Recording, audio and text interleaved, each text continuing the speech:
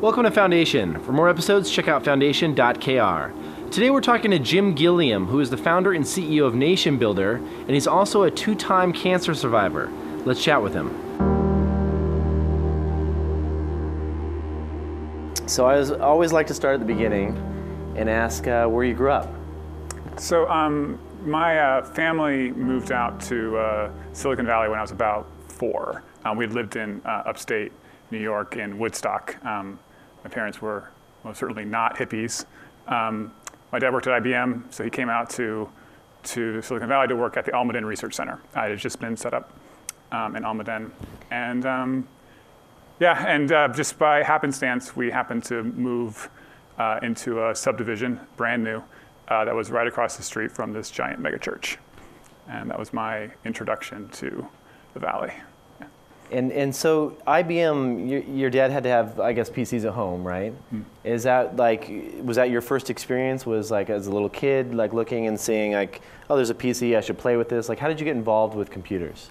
So when we were in Woodstock, IBM announced the first PC. It was the answer to the Apple II. Right? So this is like 1981 or so. And all of the employees sort of had the opportunity to get on the waiting list to get one of these computers, and they cost like $5,000. And eventually he got his notice that he could like pick his up. And my dad was kind of cheap, and he knew that it was gonna cost like hundreds of dollars in sales tax if he bought it in New York. So we drove to Nashua, New Hampshire, to Computerland. I was like in the car with him, vaguely remember this. What is Computerland? That sounds amazing. Computerland? Oh, yes. You don't remember? Oh, so no, Computerland was Disneyland for computers. It was the computer store, right? Like that. It was all of the. I mean, there were probably several hundred of them. I was a Computer City user and a CompUSA user. Those were my. So this is a little bit before then. I don't know what happened to Computerland. I mean, I guess it went virtual or something. I don't know. But yeah. So there was a fair number of these stores, and. Yeah, he put it into the trunk. It was a brown Ford Pinto. The computer probably cost more than the car. That's amazing. And so that was like a 8088 or 8086, like an old school 5 1/4. It was an 8088, no hard drive, 2 the 5 1/4 inch floppy drives. We later got a computer that had a 10 meg hard drive. That was an 8086. That was really, we were living it up then, yeah. That's awesome. So you basically, did you learn how to program then, or was it more just playing around with games and things like that? So my dad was a genius computer programmer. He was just phenomenal. And so, the old IBM computers, they had this sort of clickety clack on them that would just like resonate throughout the whole house. That tactile feedback was just amazing. So I would like sit next to him and watch him like code on the screen. I'd ask like, so, what is that? What is DIR? What is that? Like, he would sort of explain to me like sort of the basic DOS things and whatnot. But I never really started programming kind of at that age. It was a little bit later. Mm-hmm. And you said one of the things I want to bring up, because in your talk I was kind of fascinated by this because I had a very similar background, but you also were raised, you mentioned the mega church. So like you said church and computers were like your two big things as a youth. Is that correct? Yeah, so my family, or my parents like met at church, and so they were sort of religious, but like not really into it. But then when we moved out to San Jose, it just really, the whole tenor of religion changed sort of the family pretty dramatically. They got just really involved in this church, the Los Gatos Christian Church. It's still there, although it's called something else now. There was a whole scandal with the pastor in the 80s. It happens. Shocking, I know. But he was really radicalized, my dad, there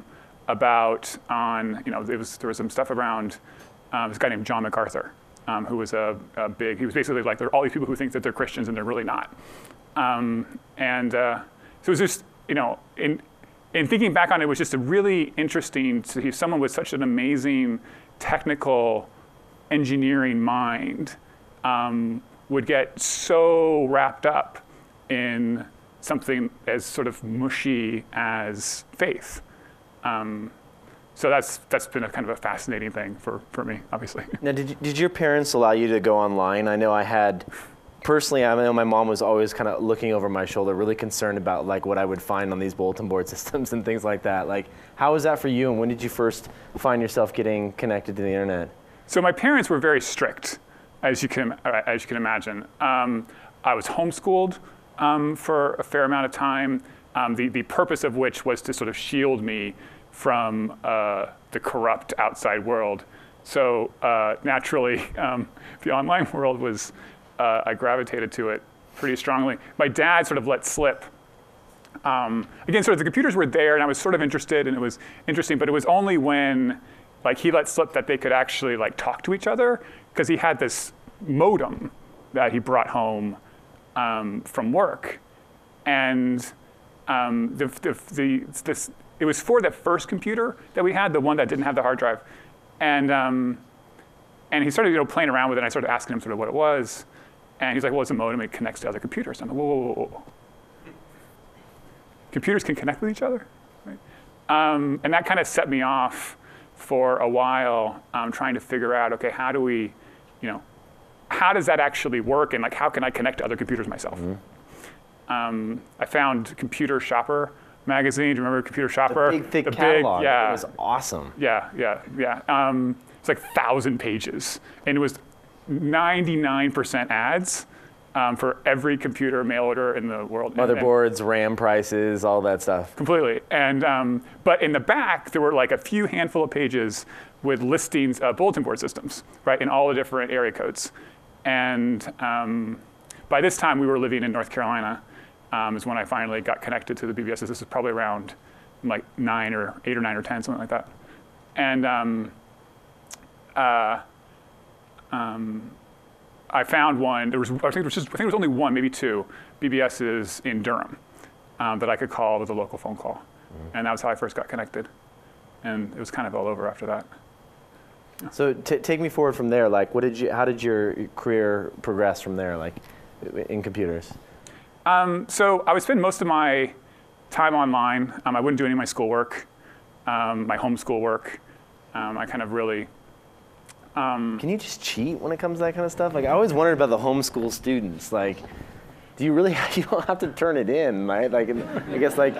No, I mean, try cheating with your parents or the teacher. Right. It's just that doesn't work. Like, you can fool teachers, you can't fool your parents.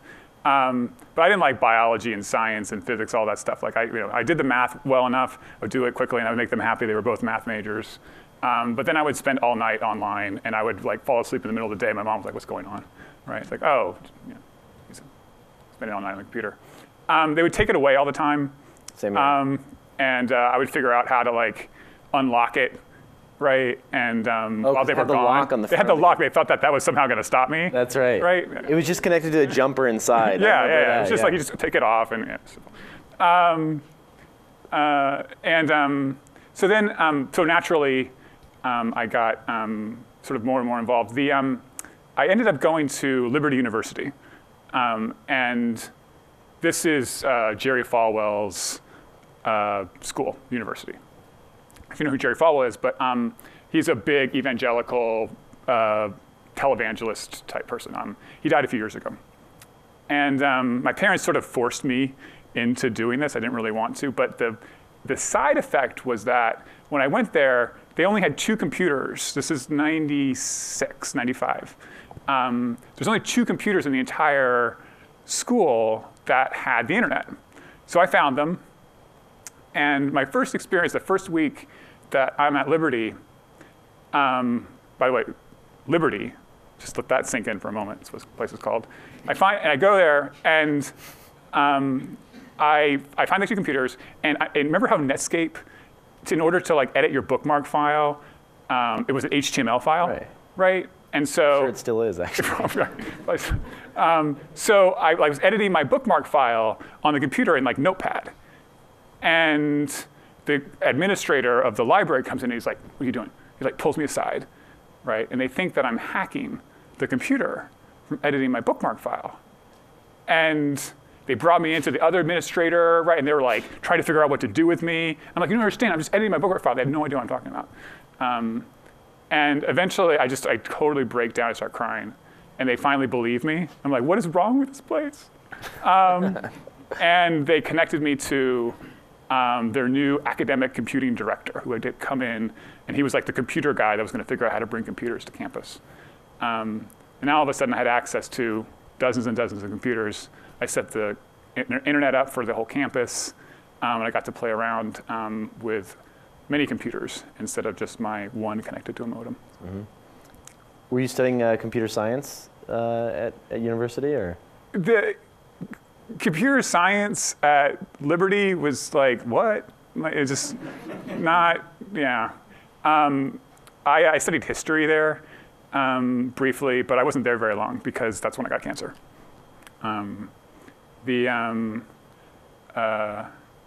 Yeah. Can you talk a little bit about that? Like, what happened? When did you find out? So I started at Liberty as a sophomore, and I was there for about a semester and a half. And spring break is rolling around, and I had a really difficult time breathing. Like I couldn't lay down at all to go to sleep. And so I went to the university doctor, and they thought it was like bronchitis. Eventually, we find out that it's a lot more serious than that. 9 months later or so, after about 9 rounds of chemo, it was over. And it was at that point where I was like, okay, I'm not going to mess around with school anymore. Life is very precious. And this internet thing, I love it. So I went and I moved to Boston, actually just north of Boston in Salisbury, Massachusetts, to work at a startup there. It was the first startup that I worked at. It was called Archive Technologies. And then 6 months later, I found out that I had cancer again. And the good news was that I was now in Boston, and they had some really great hospital there, the Dana-Farber Cancer Institute. It's very, very well known. Ultimately, I was able to get a bone marrow transplant from an anonymous donor. And, now it's sort of, even more motivated to make an impact. The startup never really went anywhere. Funding fell through, that kind of thing, but I ended up at Lycos, which was one of the first search engines. This is about 1998. And that was a crazy time. Lycos at the time was the fastest company to ever go public. Right? The whole concept behind it was that they took this technology from Carnegie Mellon, which was based in Pittsburgh, and they hired a sales guy, CEO, Bob Davis, and they built a portal out of it. And it was the whole portal wars, the Yahoo, Excite. They had the dog right? icon, right? We had the dog, yeah. Go get it, right? That was our slogan. Were you a product manager there? What role did you fall into? So I was a coder. I did web stuff. I worked on, they basically made a position for me. I was the integration team. And the idea with the integration team was that there were all of these different product managers that were doing all of these deals with Auto by Tel and all of these different companies. And the idea was to create as much inventory as possible that was co-branded with Lycos. Because all we were doing is we had salespeople going out there selling banner ads. Mm-hmm. And so the more inventory we had, coming through our search engine and then out into, if we were sending people to all of these sites with our own ads on them, then we would make more and more money, right? Mm-hmm. And the problem is that we couldn't get any of these co-branded sites to be in the actual search engine. So we were sending people to Auto by Tel, but it wasn't the Lycos.AutoByTel, right? And so we were missing out on all that stuff.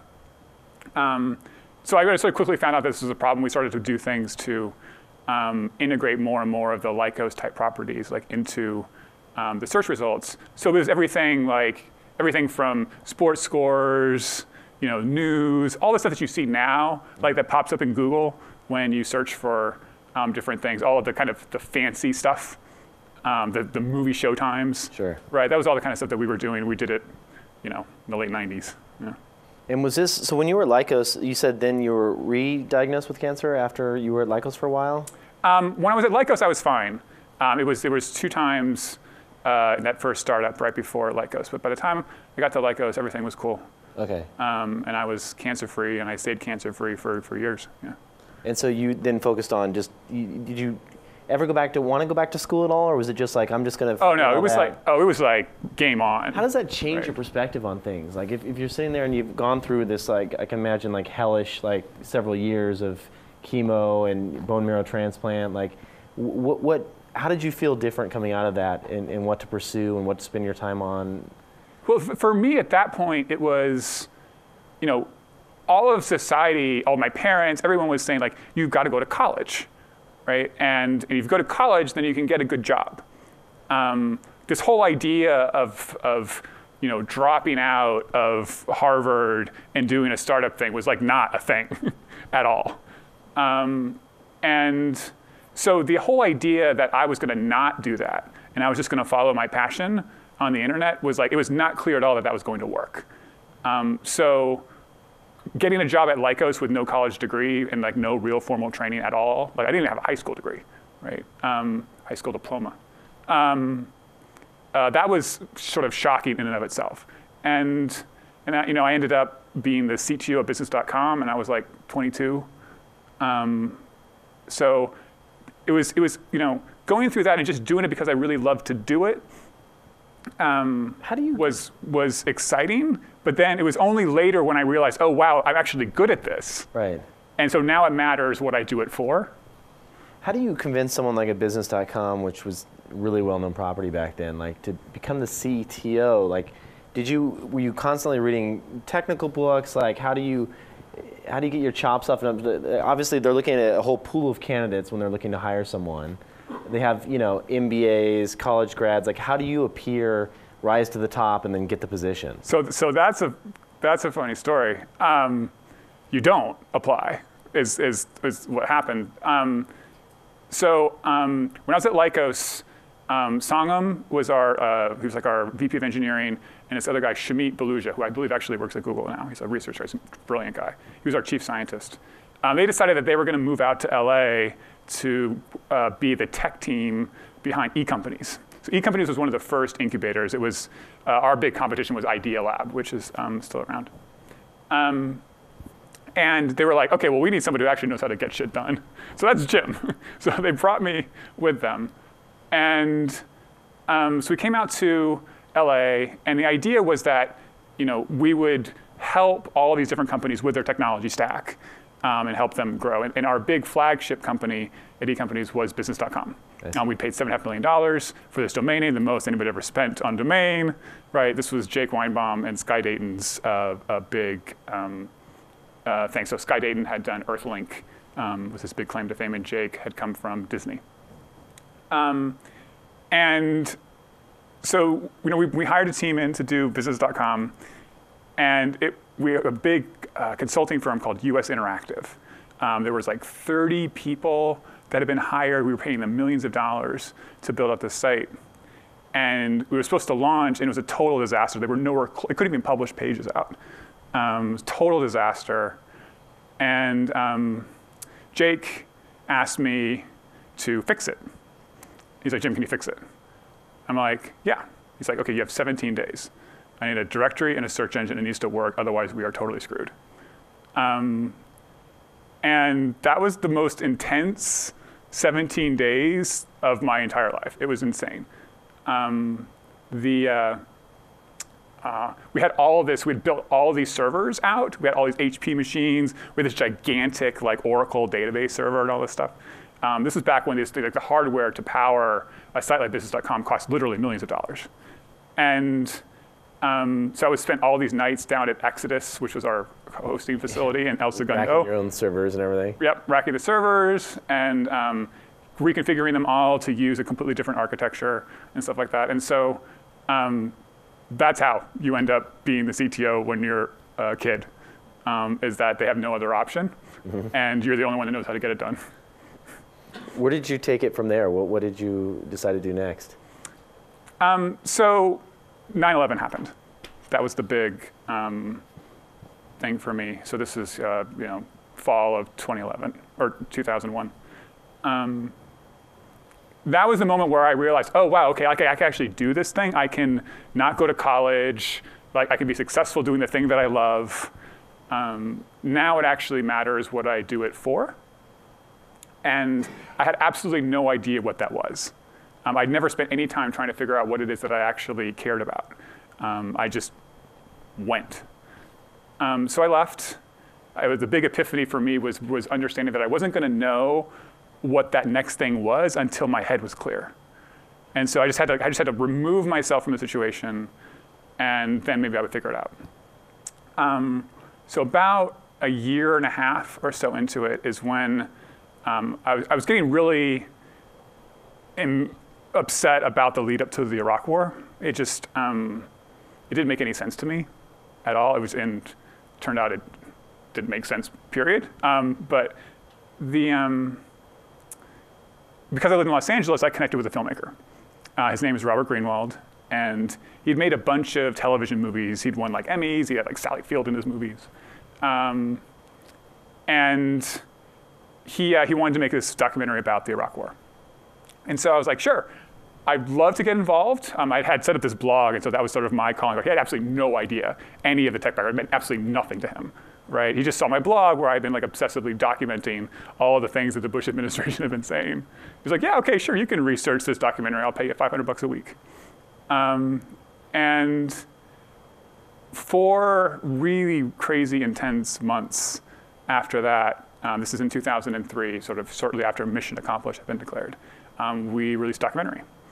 And it was the kind of film that the whole reason we were making it was because the traditional media wasn't covering this story. Mm-hmm. So we had to get really creative with how we distributed it. YouTube was just launched at that time? YouTube was 2003? YouTube was like more like 2005, if I'm not mistaken. Wow. Yeah, I think it was 2005 or so. So this was back in like, we had $2,000 streaming media bills for like a 320 pixel video, right? And I had to encode it in QuickTime, Windows Movie, and Real Media, right? So we did was, and you couldn't just distribute the film online either. You had to actually create DVDs, so it just wasn't practical. So we did a partnership with MoveOn.org. MoveOn.org is quite famous now. They're a huge force in the liberal politics. But at the time, they'd just really been getting going and had been activating people around the war. They're about 1 million members. And we went to them and said, hey, they sent an email out to their whole list saying, here's a documentary. We think it's great. But if you donate $30, we'll give you a free copy of the movie, and then that money will go to fund these anti-Bush ads. And we thought, well, maybe a couple thousand people or whatever would do this. And a couple of thousand people did it in like an hour. And in the course of 3 days, we'd sold, I think, about 30,000 DVDs. We'd raised close to $1 million for these Bush ads. And we were just like, oh my God, this is amazing. And we didn't have 30,000 DVDs. So it actually takes a while to print 30,000 DVDs. And so MoveOn then had this other just genius idea, which was to take all the DVDs that we had a few thousand, and distribute those to people first who could host a screening, like in their house or at their church or at their place of work or whatever. And then that would be the way that we could get the word out about this film like as fast as possible. So they coordinated all of these screenings through a website. We had like 2,000 screenings of this film uncovered within weeks of when we had finished the film. This led to like this just massive set of screenings all over the world. Activists, like the word genuinely got out, right, about what had been going on. It was just it was a story that really needed to be told, and we used the internet and organizing, community organizing, as a way to do it. So we made a few more films after that based on that same principle. Was this the first time you'd really considered and seen the power of the internet coming together to help move groups of people around a cause, or? Yeah, and it was like in the real world too. right? It wasn't just online, like lots of clicks and people and numbers like moving up and higher and like view counts and things like that. It was like I went to our first screening in Santa Monica at this indie theater, and the line was like around the block for our movie. And it was, there's probably not a lot of filmmakers in this audience, but like when you go to like your own movie and you see, and the place is packed with people watching it, it is the most amazing experience ever. And these people came to see this thing that we just like went crazy on. So when you're doing it, when you can have that experience, you get that experience a little bit when you like build technology, right? Because at Lycos, we had 1 million people that would like use some change that we made like in the course of a day. And that was like really exhilarating, but you never saw any Right, of them. it's not really tangible. Right, but when 500 people show up in this theater and they're like clapping and laughing and you're there, and like it's just a totally different experience. And so that was the internet going online to offline thing. That was a big thing for me. How did you decide to take that and move it into your current startup? Like what happened between then and now? So we made a couple more films. Outfox was about the Fox News, using the same model. We made a movie called Walmart, The High Cost of Low Price, again, based on this model. We created a whole nonprofit media company called Brave New Films, and we're like, okay, this is a thing, community organizing to distribute documentary films. We built a big membership, and we even got to the point where for our 4th film, we crowdfunded it before that was a thing. We raised over $250,000 to fund this, A Rock for Sale. It was a movie about war profiteering. And it was in that process, I got sick again. I found out that the treatments, the chemo and the radiation from the cancer had slowly gotten to the point where my lungs were scarred and I couldn't breathe. This was around the time when the Walmart film came out. So this is 2005, fall 2005. And so I found out that I need this transplant. So I'm a geek, right? So I go online. All the stats are published on the UNOS website. They're responsible for all the organ transplants in the country. And they publish them all. So I'm like digging through the stats. I find that UCLA has the best survival rates on the West Coast, and they do the most, right? So clearly, this is the place that I want to go. You're talking about for a lung transplant? For lung transplants, yeah. So the way that it works is you need to get approved and on the list at a particular program. So the program has to accept you. And there are maybe like 60 or so programs in the United States, if I'm not mistaken, something like that. But there were 3 in the sort of Southern California area, USC, UCLA, and Cedars. And UCLA does far and away the most. I'm like, okay, this is the place to go. They also had a special technique that allowed them to use more lungs than a lot of the other transplant programs used as well. So I submitted my file to them like I was applying for college, finally.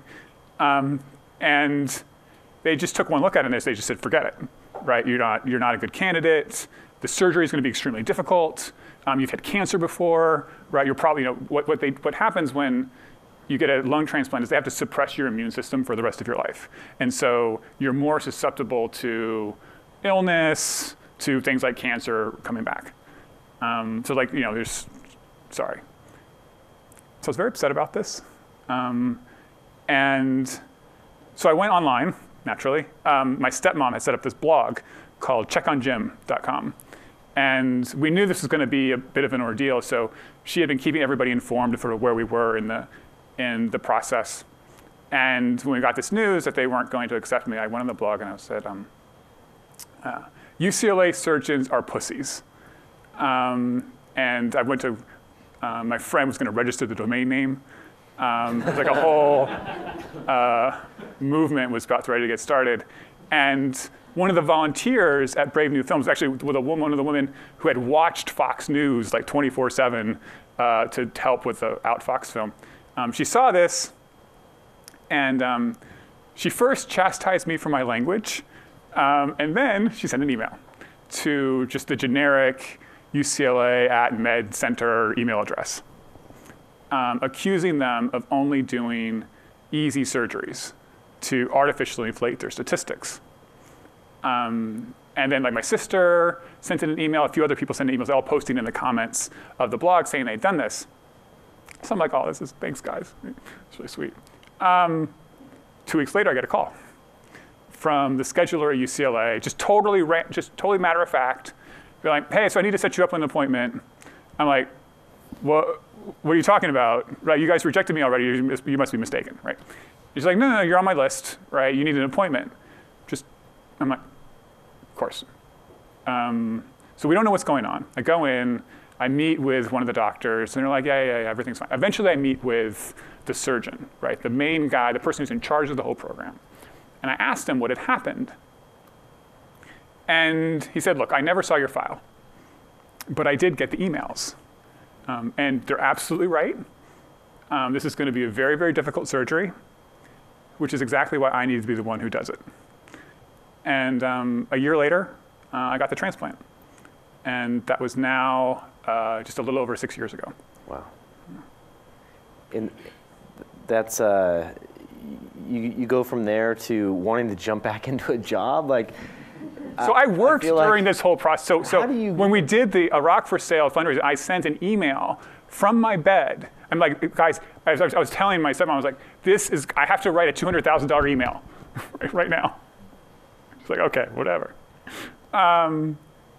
And so I worked during that entire process. I mean, you can make a movie from your bed. You can produce, whatever that means. Yeah. Do you feel like, was this something that was like, just kind of like, was work an outlet for you? Yeah. To just kind of take your mind off of things? Yeah, I mean, you don't have, I mean, that, and I watched a lot of Grey's Anatomy, but it was absolutely. I mean, I worked all of the illnesses that I had, even with the cancer, aside from the part when you're like throwing up, like I was working. Because it was just, it's not working. You just loved it. Mm-hmm. We had to like fight to get modem access when I was at the Brigham and Women's Hospital in Boston.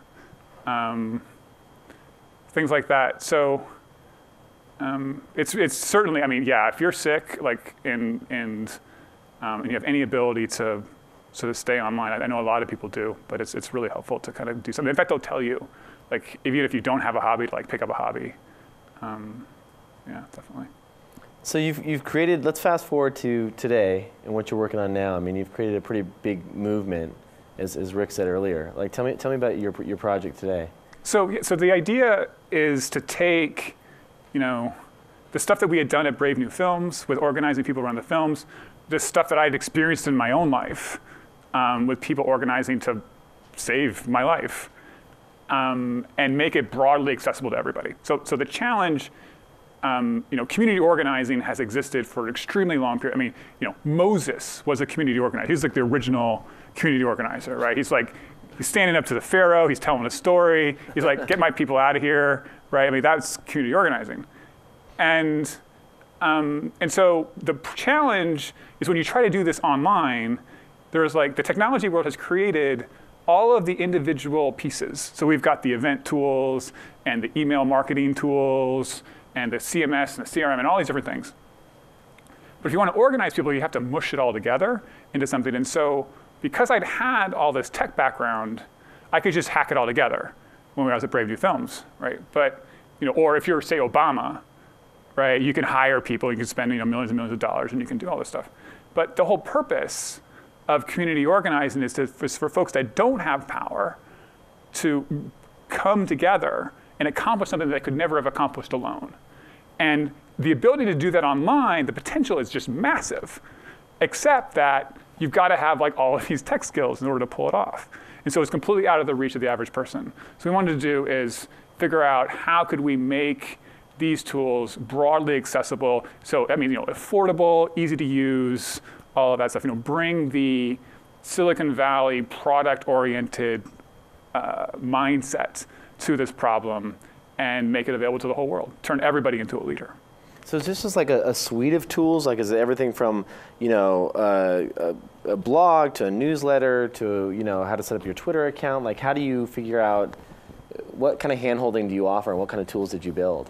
So it's a fairly difficult problem because you don't want it to be just the sum of all of the individual parts. Right. You want to synthesize it into something that's new, that is easy to understand, and that's our like big challenge. We sort of work on it constantly all the time. But fundamentally what we did is we took the CMS and the CRM, which generally are just completely separate things that everybody has to connect together when you want to organize. Because you need to have your website, and you need to have a people database, right? And we just synthesize it together, and we call it a community organizing system. And that's the core of it. So your website and your people database are one and the same. The thing that you are organizing around is not content, right? It's people. And if you think about it, it's sort of obvious, like why, it makes sense why we started with content, because a website, web pages, it's all very content oriented. But really all we really care about, particularly if you're a leader trying to organize people, is you care about the people, right? The content in the stories is all wrapped around that, but it's the people that actually matter. And so what we've been doing is we provide that platform.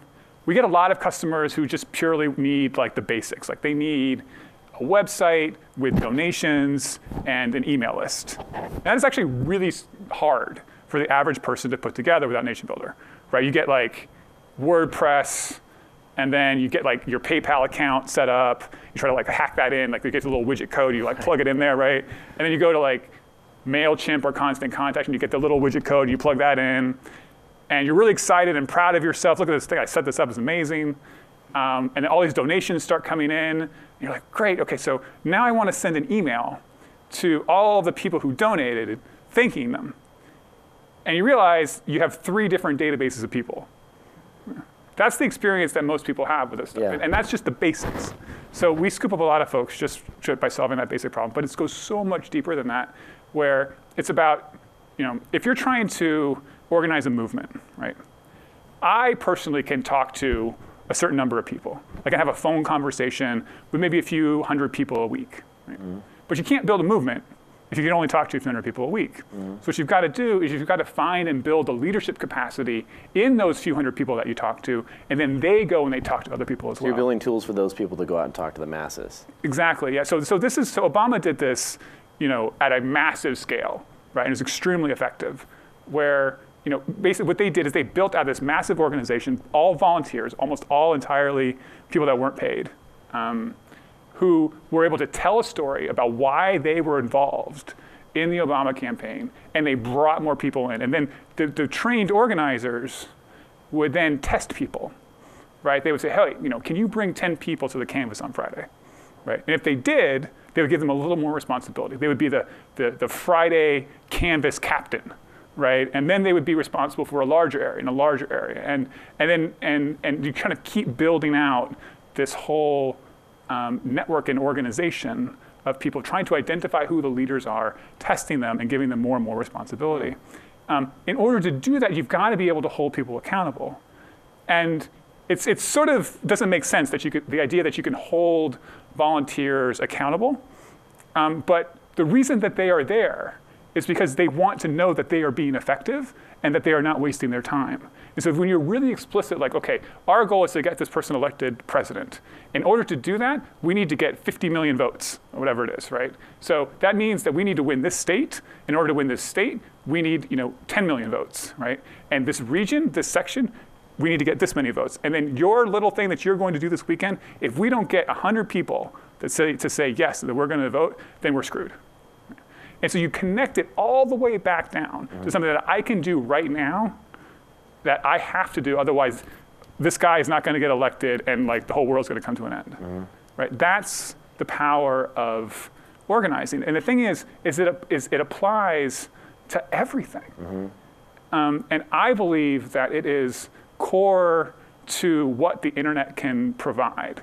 Right, that this whole, like all the social media, all the connectedness, all the stuff that we've put together, all it is just laying the foundation, right, so that we can organize. How do you figure out, like, that totally makes sense to me when you're talking about political campaigns, because there's clearly like a clear, cut and dry goal of I want to get this person elected, right? And you have a series of objectives to obtain that goal, and that all makes sense. But what about like when there's these more kind of broader, kind of like not well-defined goals of like McDonald's is using too many growth hormones in their beef, and so I want to organize, several million people to stop eating McDonald's. Like, or Anonymous, I want to get a group of people together to like blow up some cars. I don't know what they do, but that's a bad example. That was horrible. But I guess you see what I'm saying? Like, there's a lot of like very loose like. That's the key. The key there is it can't be loose. Right. You've got to take it and you got to say, okay, right, Anonymous. What we're going to do in our theory. This is called a theory of change. Right? This is like a very common, you'll hear this in a lot of activist circles, the theory of change. What is it that I'm going to do that's going to lead to something occurring in the world?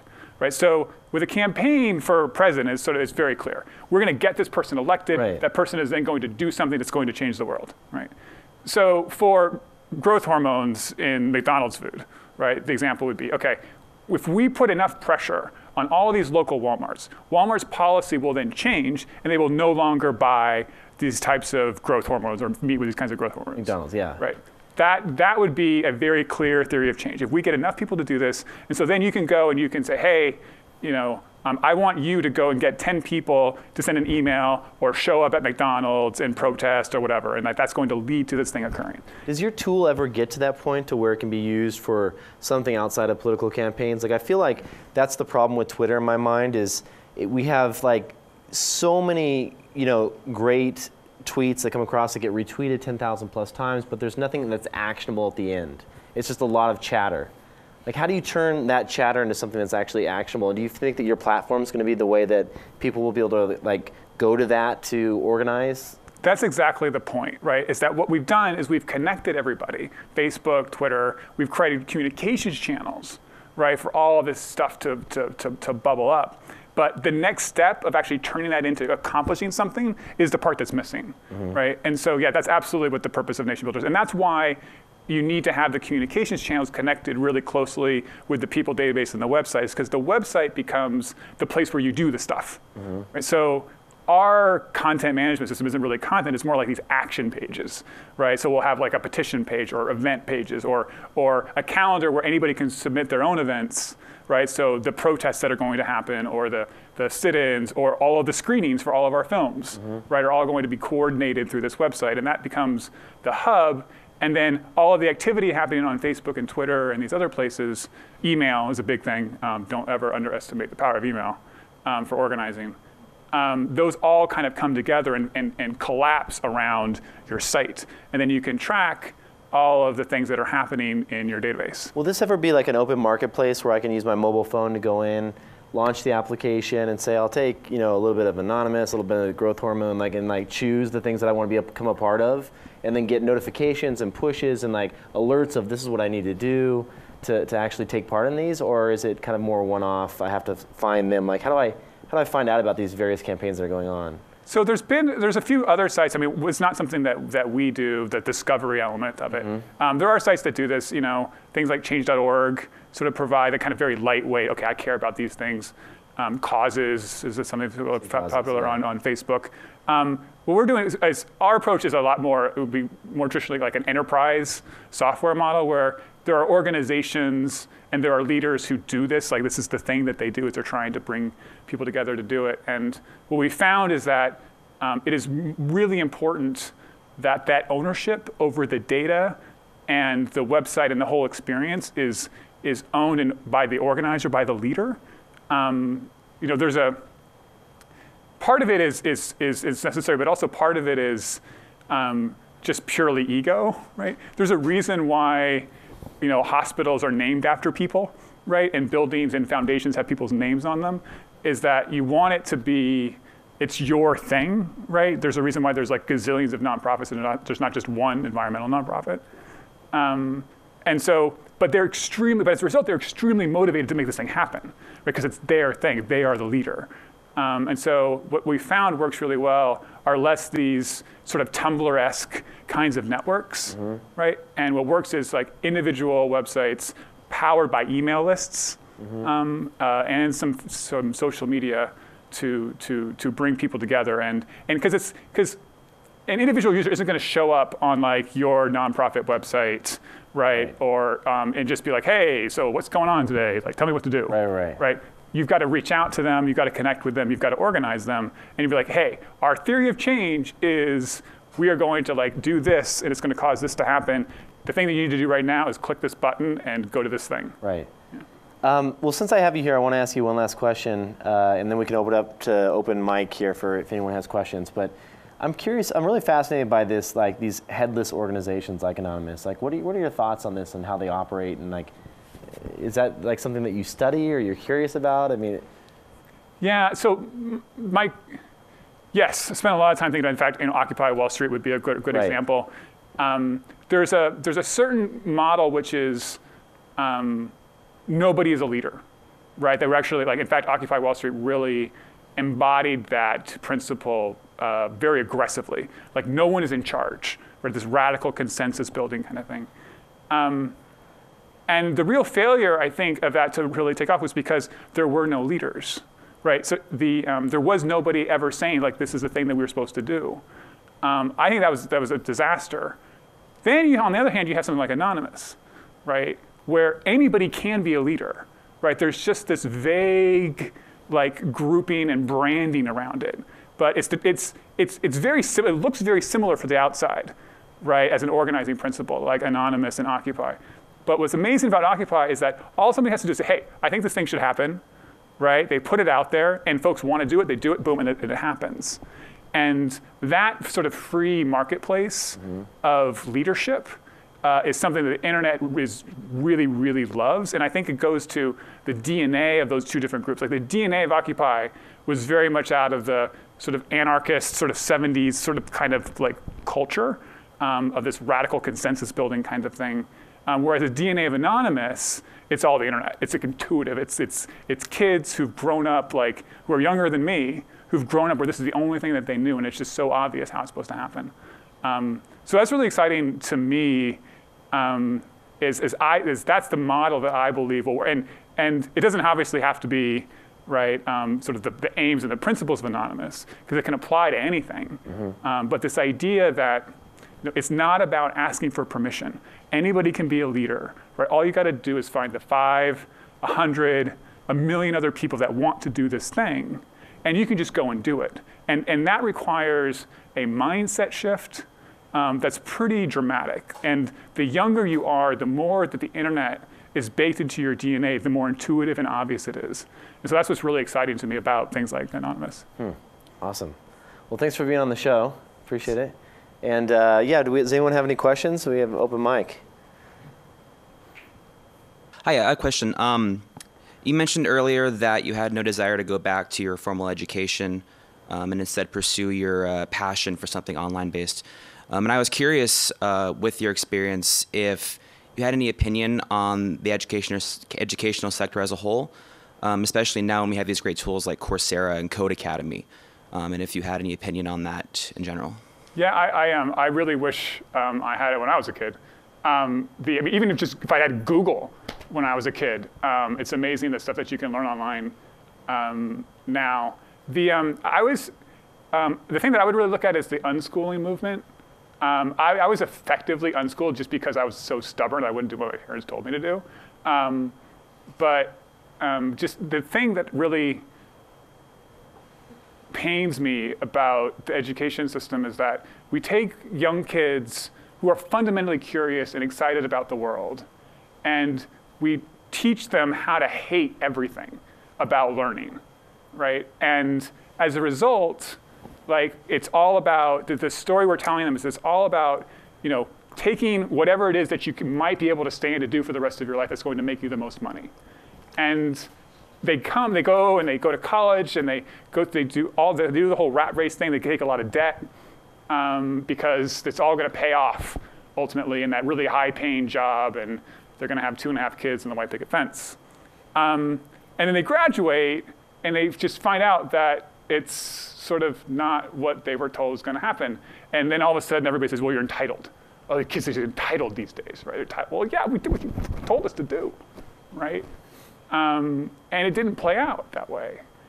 And what the internet wants is that we have to compete globally. It's like we have to find that thing that is uniquely us, that thing that only we can do that nobody else can. And the internet gives us the opportunity to then share that with the world. And if education was designed more to help us find that thing that we love doing, as soon as we possibly could, it would change the whole world. And getting from here to there is, I don't know how to do it. I really hope we figure it out, because this compulsory education of children is destroying so much. It's really, really bad. It's destroying the creativity of all of the young minds. And at some level, I feel lucky having, my parents did it for like all the wrong reasons. Like they homeschooled me to like keep me away from like all of these, to keep me away from being creative, to like sort of control and try to make me think a certain way. But because of the internet, I kind of escaped it. But the advantage is that like my mind wasn't as molded by the traditional way of thinking about things. And that ended up working out well for me. You're obviously very talented in tech background. One of the questions, a lot of people notice something when it's not right, or like they'll notice the Walmart, but they won't really do anything about it. So why did you decide to leverage your talents?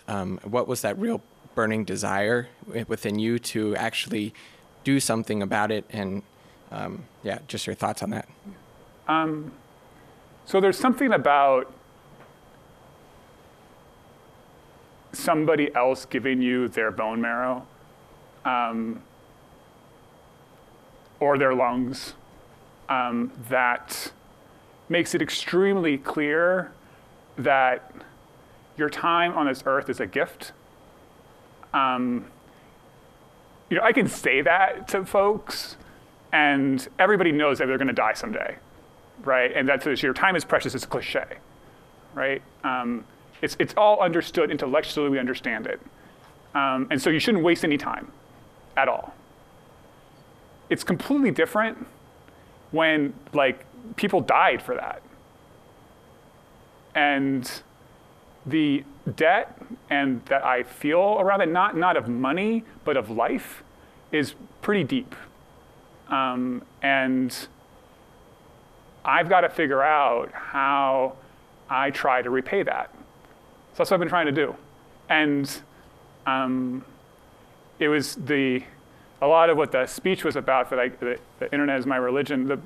A lot of that was about me sort of understanding that there was nothing that I could ever do that would be worthy of this, and that is the grace of God, right? That's that was the thing that really made it make sense to me. Is like, I don't deserve this, right? But it's not going to stop me from like trying to pay it back, and so I just if the one thing that I could encourage folks to do is like, you don't have to get cancer, right, in order to like, do what you love. In fact, the people here probably are way, way further along that path than the vast majority of folks. Just even doing startups, right, is a huge step forward in that journey. But I spend a lot of time thinking about that, obviously. Going back to the previous question about, what made you want to do something and use your skills to change the world, basically. How do you think we can help foster that here in Silicon Valley? Because I go to a lot of these events. I'm sure those people know more than me, but there's so many clones of Instagram and Pinterest and all that, and not that many people wanting to actually use their skills to do something like that. So how can we change that and, foster this here? So I actually don't think it's for a lack of desire. I think there's a lot of people here that want to change the world. The problem is as an entrepreneur, you're told, solve the problem that you have, right? And the reality is that a lot of problems that people have when they come out of college is how to take pictures with different filters and how to find new music. I think there's a fair amount where like, and again, this goes back to the education question, right? It's like, have real problems, that's actually the real, so dig into like, take anything that you're mildly interested in and like dig into it. Like I completely left technology and started making movies, right? but I learned an awful lot about storytelling. And the connecting of those two things together, right? The internet with something else, I think is really powerful. So dive into things that are not tech and really try to understand them, and you'll bring the internet stuff that's baked into you, and you will look at that problem differently. Much of the great innovations that are happening are when people in completely different industries look at a problem that all the experts in the industry had looked at it in a completely different way for a long time. And so, I think there's a desire, a very strong, deep desire, right, within Silicon Valley to really, really change things. I think we don't know what all the problems are. So you've touched on this a bit throughout the evening, but what do you feel that NationBuilder's successes have been as far as inciting people to action, whereas some other either tech platforms, social media platforms have maybe not been as successful? The thing that my favorite story, success with NationBuilder, was actually before we had even launched. The Scottish National Party, I don't know if you're familiar with this, but they're a party in Scotland that has been for many years fighting for independence from the UK, to have their own nation. And so we were just getting ready to launch it, but it was like in February of 2011. And we didn't launch until April. And I got this email from this guy, Kirk Torrance. And he'd been trying to get this Drupal and Civi CRM, some open source stuff working together. They'd been working on it for over a year. But it wasn't ready, and their election was in 3 months. And they were down by 15 points in the polls. And so he came to me and he's like, hey, can we use NationBuilder? I'm like, you've got to be kidding me. Like, it's not live yet. It's buggy as all get out. And it's certainly not ready for Scotland, right? So I'm like, okay, well, if I just show it how messy it is, how it won't work, then clearly they won't use it. So I went and I demoed it for their leadership team there. And I got the Skype call back like the next day, fully expecting to be like, hey, sorry, it didn't work out. And they're like, nope, we want to use it. So we got them up in 2 weeks. And what they were able to do is there were all these folks who had been engaging around the Scottish National Party throughout the country on Twitter in particular that they never knew existed. And so what they did is they connected their accounts and they started to see these super active people that had never been contacted by the party. So they saw these folks, these really active folks, and they started calling them. Say, hey, will you host a fundraiser? Hey, will you host a canvas? Right? And they were thrilled to death. No one from the party had ever contacted them. They grew their membership threefold in the course of the 3 months. They won a historic landslide victory, the first time any party had ever had control of the Scottish Parliament. It was totally shocking to all of Europe. They now have the ability and are going to hold a referendum on declaring independence from the Queen of England in the fall of 2014. It is quite literally nation building. And I'm never telling anybody they can't use NationBuilder again, was the big thing that I learned out of that. But I think that we're just getting going. And if you think about what the internet can do, what we saw happen, with just using really rudimentary tools for organizing like Facebook and Twitter, like in the Arab Spring, I get really excited about sort of when we'll have multilingual versions of NationBuilder that work effectively in these other cultures and these other countries, because they're desperate for organizing tools. And they have to use things like Facebook and Twitter because anything that they set up themselves via open source software, whatever, that doesn't withstand the attacks from the government and from other forces. And so they've got to use commercial grade stuff, but the commercial grade stuff isn't designed for organizing. We had activists there had really significant problems where Facebook would constantly shut off their events and their pages because they were doing too many request invites. And just things like that, just things that were just not designed for organizers. So I'm really excited about that, but that's my favorite story. Yeah. When you're dealing with these different causes and they have obviously different budgets associated with the causes, like how do you determine when to charge and who to charge and how? So we charge everybody, but we have this sliding scale. We call it pay-as-you-grow pricing. So it starts at $19 a month, And it's all based upon the number of people in your database. So if you've got less than 1,000 people, you're paying like $19. If you've got millions of people, you're paying potentially thousands of dollars a month. So it just scales up. We have a very, very diverse and wide range of what customers pay us. But the idea is like as you're being more successful, you can afford to pay more, you can raise more money and stuff like that. It's a lot more affordable than anything like this has been in the past. And because you don't need this big tech team, it's like actually usable and doable by a lot of folks. Gotcha. Yeah. All right. Can we get a round of applause for Jim for coming out?